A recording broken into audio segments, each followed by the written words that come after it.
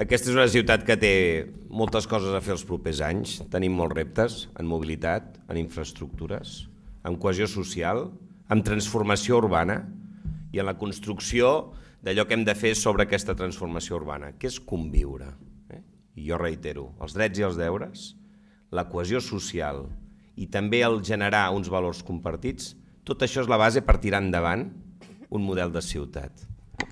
Jo el que us vull dir és que qui em coneix sap que jo en part soc del morro fort, però és veritat que sempre he respectat tots i cada una de les entitats que hi ha en aquesta ciutat i que junts hem construït, construïm i construirem aquesta ciutat.